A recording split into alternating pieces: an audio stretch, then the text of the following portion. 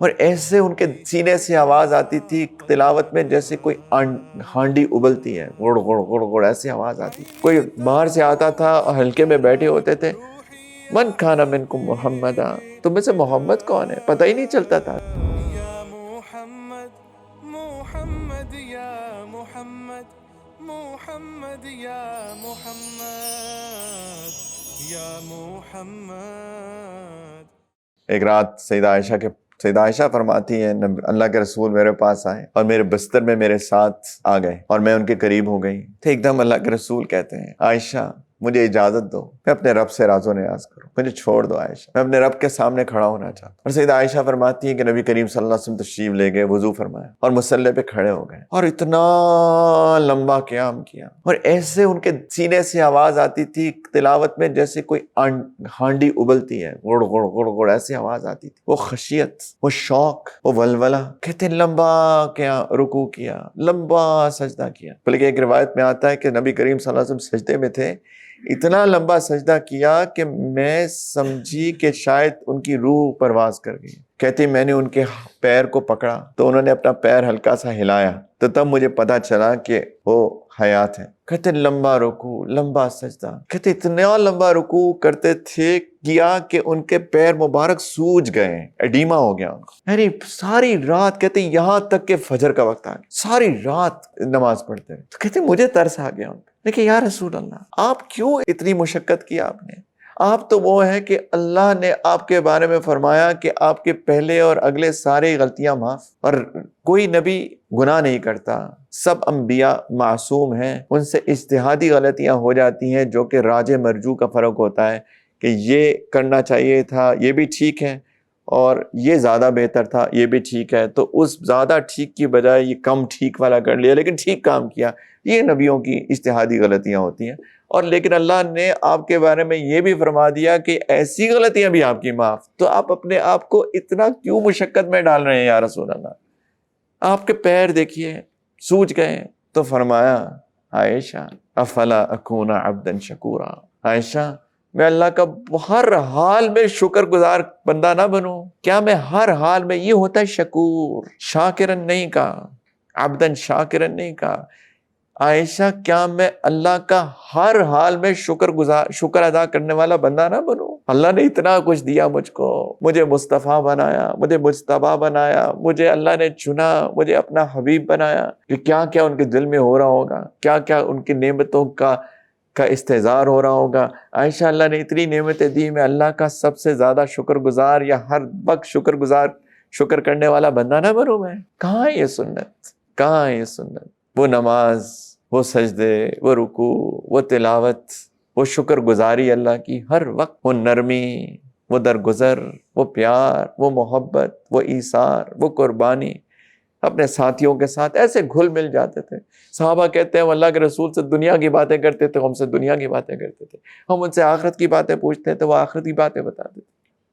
کوئی باہر سے آتا تھا اور ہلکے میں بیٹھے ہوتے تھے، من کھانا منکم محمدا، تم میں سے محمد کون ہے پتہ ہی نہیں چلتا تھا۔ سارے ایسے رنگ میں رنگ گئے تھے صحابہ اللہ کے رسول کے، اور اللہ کے رسول نے اپنے آپ کو عاجزی میں ایسا اپنے آپ کو ان کے ساتھ ملا دیا تھا، کسی کو پتہ ہی نہیں چلتا تھا کہ کون ہے محمد ان میں سے، کوئی پروٹوکول نہیں۔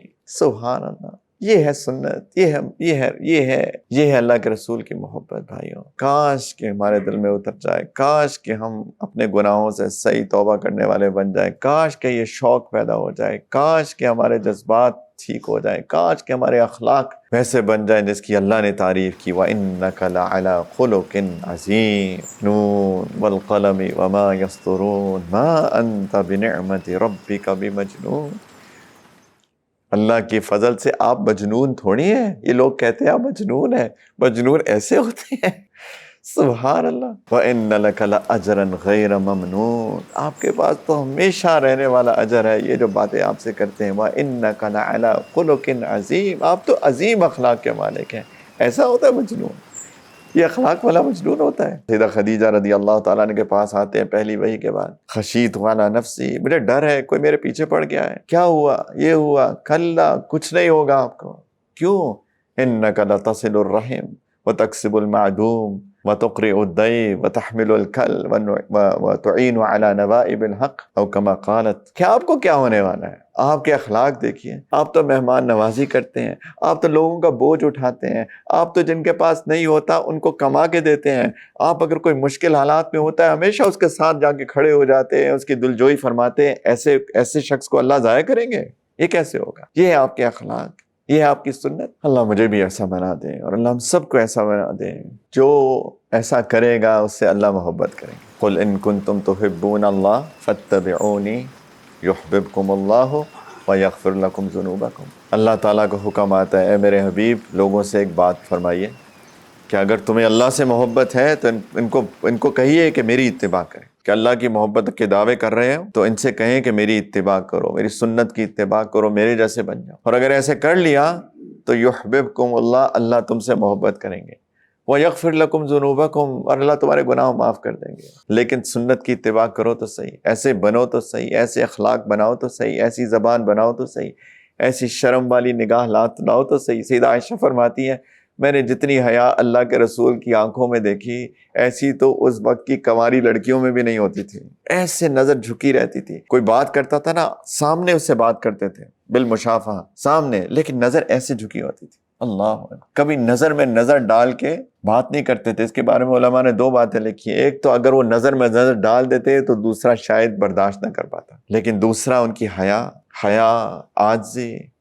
عاجزی کی چال چلتے تھے. وعباد الرحمن الذین یمشون علی الارض ہونا، عاجزی کی چال چلتے تھے. وَإِذَا خَاطَبَهُمُ الْجَاهِلُونَ قَالُوا سَلَامًا، کسی جاہل سے راستہ پڑ جاتا تھا بحث نہیں کرتے تھے، سلام. یہ اللہ کے رسول کی سنت ہے. کان خلقہ القرآن. سیدہ عائشہ سے کسی نے پوچھا بعد میں اللہ کے رسول کے اخلاق کیسے تھے؟ کہتے قرآن. ان کے اخلاق تو قرآن والے تھے، جو قرآن کہتا ہے وہی تو ان کے اخلاق تھے. یہ ہے دین میرے بھائیوں. اسی پہ اللہ کی محبت ملتی ہے، اسی پہ جنت ملتی ہے، اسی پہ اللہ کے حبیب کی مائیت ان کا ساتھ ملتا ہے، اسی پہ حوض کوثر سے پانی ملتا ہے، اسی سے اللہ کے رسول کی شفاعت ملتی ہے، اسی سے اللہ کی رحمت ملتی ہے، اسی سے برکتیں ملتی ہیں، اسی سے دل کا سکون ملتا ہے، اسی سے دنیا اور آخرت کی کامیابی ہے. بس اور کوئی دوسری چیز نہیں ہے. باقی تمہاری مرضی ہے. فمن شاء یؤمن ومن شاء فلیکفر. جس کو چاہے ایمان لے آئے، جس کو چاہے انکار کر دے، تمہاری مرضی. فما علینا الا البلاغ ولا حول ولا قوة الا باللہ وآخر دعوانا ان الحمد للہ رب العالمین. توبہ کر کے اٹھیں یار آج کی رات سب. میں بھی کرتا ہوں اپنی تمام کوتاہیوں سے، بد اخلاقیوں سے، اپنی زبان کی کمیوں سے، اپنی نظر کی کمیوں سے، کوتاہیوں سے، اپنے کان، اپنے دل و دماغ، اپنے جذبات، اپنے احساسات، اپنی نیتوں کی خرابی، اس کے کھوٹ سے، ہر چیز سے توبہ کر کے